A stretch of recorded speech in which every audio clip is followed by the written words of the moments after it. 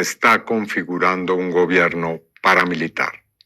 Compatriotas, durante las últimas 7 décadas, nuestro país ha padecido el conflicto armado y ciclos de intensa violencia política. Según la Comisión de Esclarecimiento de la Verdad, que fue creada con el Acuerdo de Paz de 2016, en este periodo al menos 800,000 colombianas y colombianos fueron asesinados en esta espiral de violencia. Los gobiernos de extrema derecha han incorporado siempre la violación sistemática de los derechos humanos como parte de su ejercicio autoritario. Han reprimido a sus opositores, han realizado en contra de ellos espionaje, los han judicializado con falsas pruebas y falsos testigos e incluso, como es el caso de la Unión Patriótica, han desatado prácticas de genocidio político. En contra del pueblo, de los movimientos sociales, de las comunidades rurales y de las comunidades de las barriadas urbanas periféricas, han desarrollado las prácticas de criminalidad estatal contra la protesta pacífica. Bajo los 2 gobiernos de Álvaro Uribe, recordémoslo, no solo se alcanzaron niveles masivos en materia de violación de derechos humanos, sino que, además, aparecieron prácticas no conocidas hasta ese momento con la intensidad que adquirieron, como los mal llamados falsos positivos. En esos gobiernos se intentó además paramilitarizar al Estado, controlando el Congreso, abriéndole paso desde la Casa de Nariño a la parapolítica. A eso se le llamó con el eufemismo de refundar la patria. Bajo el gobierno presidido por Iván Duque Márquez, se reeditaron ese tipo de prácticas. Se intentaron revivir los mal llamados falsos positivos. Se practicó nuevamente el espionaje de la oposición y se desataron operaciones criminales contra la protesta social en cabeza del tenebroso Escuadrón Móvil Antidisturbios SMAT.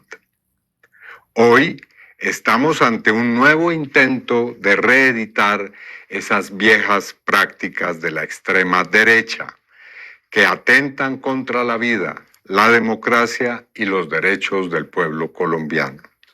Las primeras decisiones que anuncia adoptará el señor Abelardo de la Espriella, en particular aquellas relacionadas con el denominado control del orden público, nos obligan a hacer una advertencia que no puede ser ignorada. Tras conocer anuncios sobre los primeros decretos que él expedirá, hemos llegado a una conclusión grave. Colombia comienza a tener la configuración de un gobierno paramilitar. No se trata de un calificativo apresurado o alarmista, sino del análisis sereno y sopesado de las siguientes 3 políticas concretas que han sido expuestas de manera clara en documentos y declaraciones públicas. Primero, bloques de búsqueda urbanos y primeras líneas de seguridad.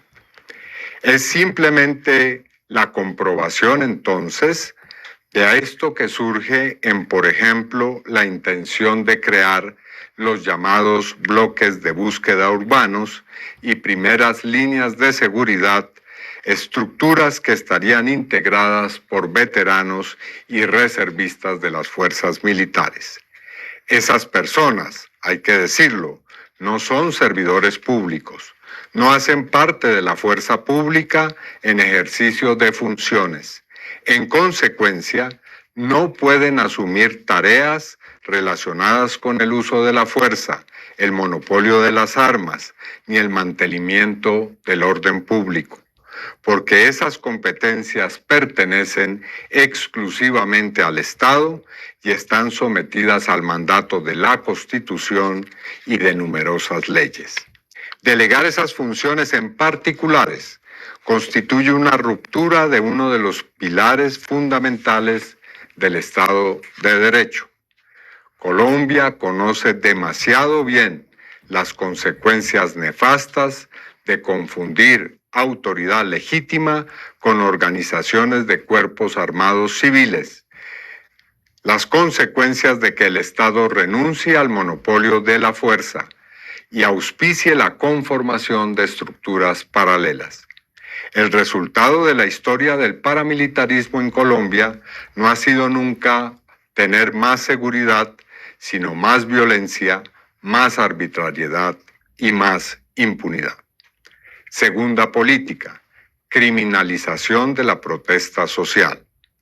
Bajo nuestro gobierno, el que está concluyendo, la ciudadanía ejerció con total libertad su derecho a la protesta y no por ello fue castigada o reprimida.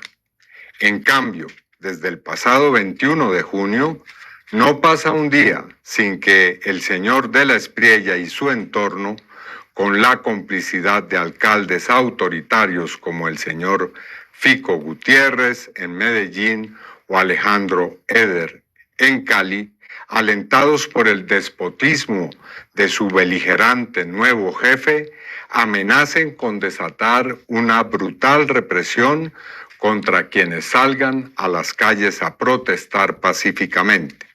Y para ello, desde ya sostienen que toda movilización será expresión de vandalismo y de bloqueos de las vías públicas, para los cuales no habrá ninguna contemplación y por el contrario habrá cero tolerancia. La traducción de estas premisas es que ya se anuncia que desaparecerá la unidad de diálogo y mantenimiento del orden, UNDEMO, y que volverá a crearse el SMAT. El país sabe bien que el SMAT fue un cuerpo creado con el único fin de desatar toda clase de acciones violentas, especialmente contra la juventud, y que alcanzó un tenebroso récord de violación de derechos humanos, ejecuciones extrajudiciales, práctica de tortura y violencia sexual e intento de asesinato, como la práctica de provocar intencionalmente a los jóvenes lesiones oculares, muchachos y muchachas que salieron a las calles a ejercer su derecho a la protesta social en distintos contextos. Revivir el SMAT es una amenaza contra la democracia y por eso nos opondremos decididamente a esta intención. Tercera política anunciada, megacárceles privadas. De la Espriella también busca privatizar y paramilitarizar el sistema carcelario y penitenciario. Su programa de gobierno, llamado Colombia, Patria Milagro, dice lo siguiente textualmente, cito, comillas, construiremos 10 megacárceles o cárceles aisladas y privadas. Estas nuevas cárceles serán financiadas con participación del sector privado nacional y de actores internacionales mediante concesiones otorgadas por el Estado colombiano. Los privados asumirán la administración de esos establecimientos. Para cumplir esa misión, crearemos un nuevo Cuerpo Nacional de Prisión que sustituirá al IMPEC. Ese nuevo cuerpo estará integrado por veteranos y reservistas, una doctrina de seguridad compatible con la magnitud del desafío. Hasta ahí va la cita. Estos anuncios y proyectos provienen de alguien cuya vida personal y profesional, recordémoslo, fue puesta al servicio de estructuras paramilitares y narcotraficantes en el pasado. De la Espriella ha sido reiterativo en afirmar que una de sus aspiraciones en la época del mayor apogeo de las Autodefensas Unidas de Colombia era ser, cito entre comillas, paraco con uniforme y con fusil. Hace algunas semanas lo denuncié penalmente por haber sido promotor, financiador y usufructuario de grupos paramilitares. Pero más allá del origen, de la concepción de que el Estado de Derecho es compatible con la paramilitarización de las instituciones y de la sociedad, este es un aspecto del proyecto que De la Espriella ha llamado Patria Milagro, que no es otra cosa distinta al viejo proyecto paramilitar y mafioso de, comillas, refundar la patria.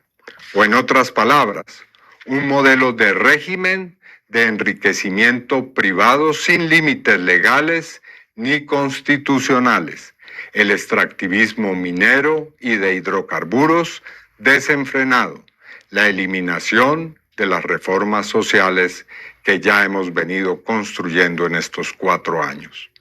Esos objetivos requieren, por supuesto, debilitar toda forma de disenso, oposición y libertad política en nuestro país mediante el terror y la criminalidad del Estado.